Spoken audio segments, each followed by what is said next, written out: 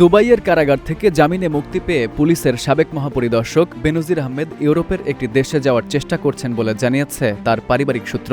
গত বৃহস্পতিবার আইনি প্রক্রিয়া শেষে কারামুক্ত হন বেনজির। এর আগে ২৭ জুলাই সংযুক্ত আরব আমিরাতের আদালত তার জামিন আবেদন মঞ্জুর করেন। বেনজির আহমেদের পারিবারিক সূত্র জানায়, দুবাই থেকে ইউরোপের একটি দেশে যাচ্ছেন তিনি। যদিও আদালতের শর্ত অনুযায়ী তার দুবাই ত্যাগের অনুমতি নেই এবং পাসপোর্টও কর্তৃপক্ষের কাছে জমা রয়েছে।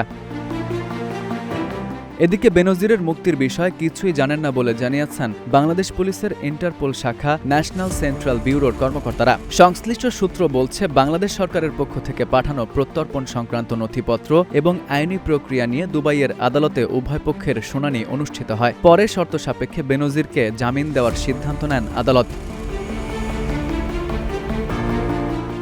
এর আগে দুদকের দায়ের করা একটি মামলায় দুবাইয়ে গ্রেপ্তার হন সাবেক আইজিপি বেনজির আহমেদ। গত ১২ জুন এক চিঠির মাধ্যমে বাংলাদেশ কর্তৃপক্ষকে এ বিষয়ে অবহিত করে দুবাই পুলিশ। বেনজির আহমেদের বিরুদ্ধে অবৈধ সম্পদ অর্জন, অর্থ পাচার সহ একাধিক অভিযোগে তদন্ত চালাচ্ছে দুদক। সেই তদন্তের ধারাবাহিকতায় আন্তর্জাতিক পর্যায়েও তার বিরুদ্ধে আইনি পদক্ষেপ নেওয়া হয়। এর আগে ২০২১ সালের ডিসেম্বরে মানবাধিকার লঙ্ঘনের অভিযোগে যুক্তরাষ্ট্র র্যাবের ৭ কর্মকর্তার ওপর নিষেধাজ্ঞা আরোপ করলে সেই তালিকায় তার নামও ছিল। ২০২৪ সালের গণঅভ্যুত্থানে আওয়ামী লীগ সরকারের পতনের কয়েক মাস আগে তার বিরুদ্ধে দুর্নীতির অভিযোগ প্রকাশ্যে এলে তদন্ত শুরু করে দুদক। অভিযোগ ওঠার পর তিনি দেশত্যাগ করেন। পরে তার বিরুদ্ধে একাধিক মামলা দায়ের হয় এবং আদালত থেকে গ্রেপ্তারি পরোয়ানাও জারি করা হয়। এসব তথ্য তুলে ধরে একটি প্রতিবেদন প্রকাশ করেছে কালবেলা।